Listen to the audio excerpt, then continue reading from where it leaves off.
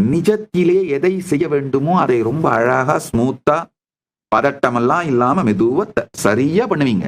ஆனா எந்த காலகட்டத்திலையும் உங்களை பயம் டேக் ஓவர் பண்ணிட முடியாது. உங்களை தன்னிலை பிழற வைக்க முடியாது.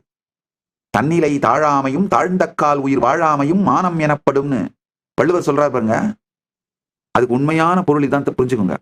தன்னிலை பிழறாமை, பிழன்ற கால் நீங்க ஆக்சுவலா வாழல, பிழன்ற உடனே நீங்க வாழல, வேற யாரோ தான் வாழ்ந்துட்டு இருக்காங்க உங்க மூலமா. நீங்க என்ன பண்றீங்க உங்களுக்கே தெரியாம பண்ணிட்டு இருக்கீங்க.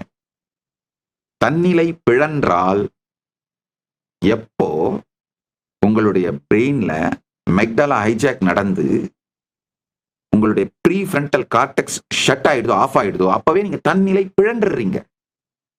அப்ப ஆக்சுவலா அப்ப நீங்க என்ன ஆக்ஷன் எடுக்கிறீங்களோ அது எல்லாமே உயிர் வாழாமை தான். நீங்க ஆக்ஷன் எடுக்கல.